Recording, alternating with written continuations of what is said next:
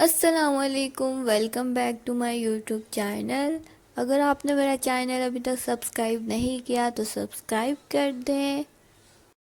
آج کی اس ویڈیو میں آپ سے بات کروں گی LLB کے بارے میں، اس کا ٹیسٹ کا شیڈیول اور HEC کی طرف سے نوٹیفیکیشن کے بارے میں۔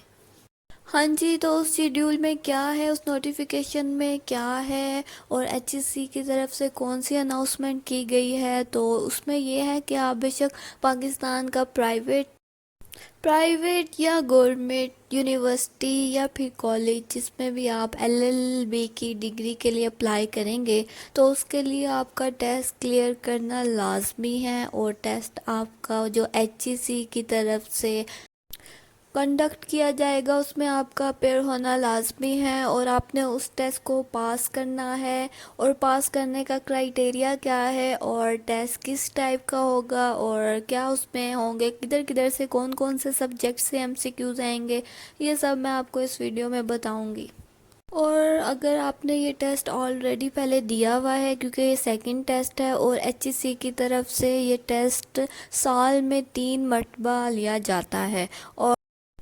اور اس دفعہ HEC کی طرف سے اناؤنسمنٹ ہوئی ہے کہ سال میں 4 ٹیسٹ لیا جائے گا، یعنی کہ 4 ٹیسٹ ہوں گے اس کے LLB کے۔ ہاں جی، تو اس کا جو پاسنگ کرائیٹیریا رکھا ہوا ہے انہوں نے، وہ رکھا ہے 50% مارکس آپ نے اس میں لازمی لینے ہیں۔ اگر آپ کے 50% مارکس نہیں ہوں گے تو آپ کا ٹیسٹ کلیئر نہیں ہوگا اور آپ ایلیجبل نہیں ہوں گے کسی بھی جگہ اپلائی کرنے کے لیے۔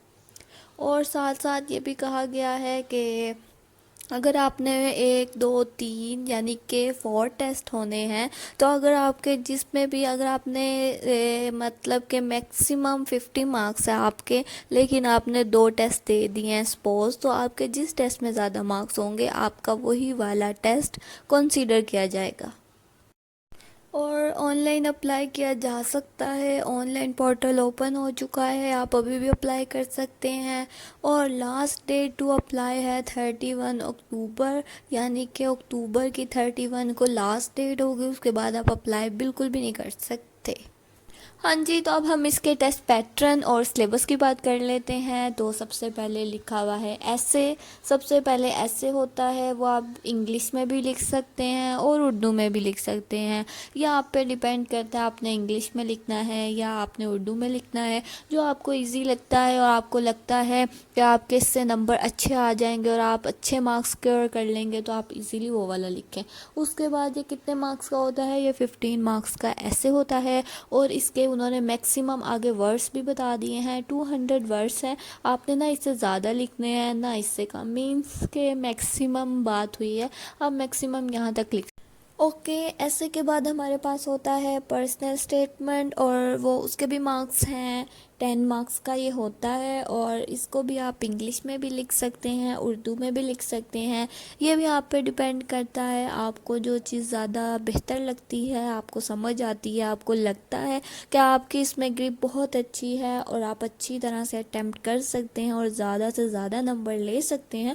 تو آپ وہی چیز لکھیں۔ اور اس کے بھی آپ نے لکھنے ہیں 200 ورڈز میکسیمم ہونے چاہیے، میکسیمم 200 ورڈز دونوں کے، ٹھیک ہے۔ اس کے بعد 3rd نمبر پر ہمارے پاس انگلش کے MCQs آ جاتے ہیں 20 مارکس کے۔ اس کے بعد ہمارے پاس جنرل نالج آ جاتی ہے، وہ بھی 20 مارکس کی ہوتی ہے۔ اب یہ جو جنرل نالج ہوتی ہے یہ کہاں سے آئے گی، یہ اپنے آن لائن ویب سائٹ ہے، وہاں سے آپ نے کرنی ہے، اس کی تیاری پریکٹس کرنی ہے، زیادہ سے زیادہ پریکٹس کریں گے تو آپ کو اچھی طرح سے، مطلب کہ کچھ جتنی زیادہ پریکٹس ہوگی اتنی اچھی آپ کی تیاری ہوگی۔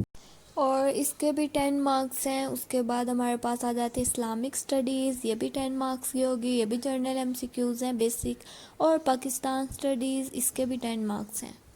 اس کے بعد اردو ہے، اردو کے بعد ہمارے پاس میتھ ہے، اور اس کے آگے مینشن بھی کر دیا گیا ہے، اردو اور میتھ کے آگے اردو جو ہوگی وہ ووکیبلری ہوگی، اور میتھ جو ہوگی وہ بیسک میتھ ہوگی، یعنی کہ بیسک باتیں۔ اس کے بعد آپ دیکھ سکتے ہیں کہ اس کے پاسنگ مارکس تھے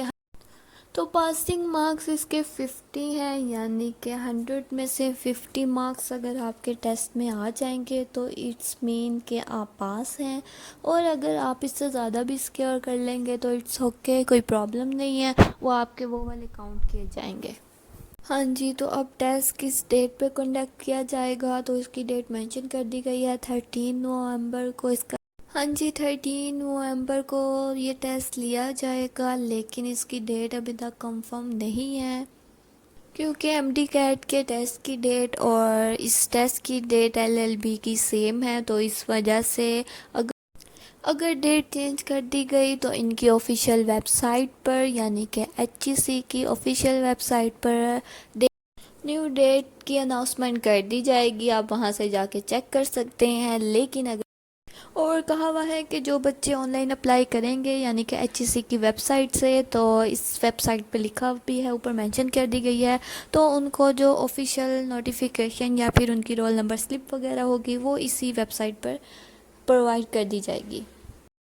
یعنی کہ جب آپ آن لائن اپلائی کریں گے تو آپ ایک اکاؤنٹ بنائیں گے، ای میل اور پاسورڈ ہوگا اس کا، اور وہ آپ کو میل کر دی جائے گی۔ اسی طرح جیسے ہی رول نمبر سلپ آئے گی تو آپ اپنا اکاؤنٹ لاگ ان کریں گے، اور وہاں سے آپ اپنی رول نمبر سلپ لے سکتے ہیں، دیکھ سکتے ہیں، ڈیٹ وغیرہ سب کچھ پڑھ سکتے ہیں۔ اور ای میل وہی یوز کرنی ہے جو آپ کی ایکٹیو ہو، یعنی کہ آپ یوز کر رہے ہوں، اور اپنا موبائل فون کانٹیکٹ نمبر بھی وہی یوز کرنا ہے آپ نے اس میں۔